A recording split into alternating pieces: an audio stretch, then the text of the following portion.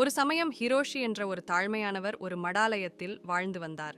அவர் அமைதியான வாழ்க்கை வாழ்ந்து ஒரு சிறிய தோட்டத்தை பராமரித்து கிராமவாசிகளுடன் தனது அறிவை பகிர்ந்து கொண்டார்.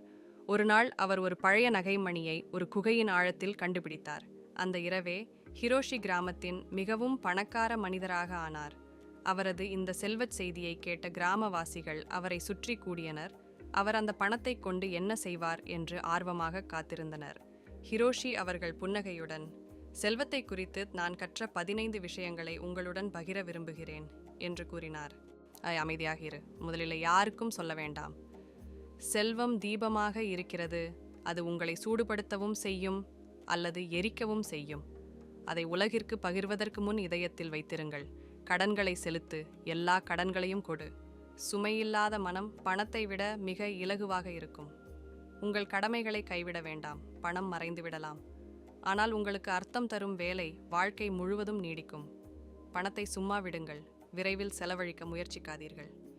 இன்று சேமித்த பணம் எதிர்காலத்தில் உங்களுக்கு உதவும். தன்னில் முதலீடு செய். உங்கள் அறிவை மேம்படுத்துதல் தான் அழிக்க முடியாத செல்வம். அறிவாளர்களை நம்புங்கள். நல்ல ஆலோசனை பொன்னிற்கும் மேலாக மதிப்பு வாய்ந்தது. எளிமையாக வாழுங்கள். பணம் வாழ்க்கையின் எளிமையை கெடுக்க வேண்டாம். உறவுகளை பாதுகாத்துக்கொள்.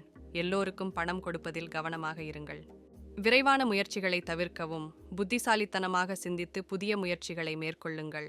மாற்றத்திற்கு தயாராக இருங்கள். பணம் மனிதர்களின் பார்வையை மாற்றும், ஆனால் உங்கள் உண்மையான தன்மையை மாற்றாதீர்கள். சுகாதாரத்தில் கவனம் செலுத்துங்கள். உங்கள் உடலை பராமரிக்கவும் பணம் வாழ்க்கையை மாற்ற முடியாது. 5% விதியை பின்பற்றுங்கள். உங்கள் செல்வத்தின் வேரை அல்ல, பழங்களை மட்டுமே செலவழியுங்கள். குழந்தைகளை பாதுகாத்து வளர்த்து விடுங்கள். அவர்கள் செல்வத்தின் மதிப்பை உணர பழகட்டும். நம்பிக்கையானவனாக இருங்கள். செல்வம் உங்கள் உண்மையான மனதை மாற்றவிடாதீர்கள்.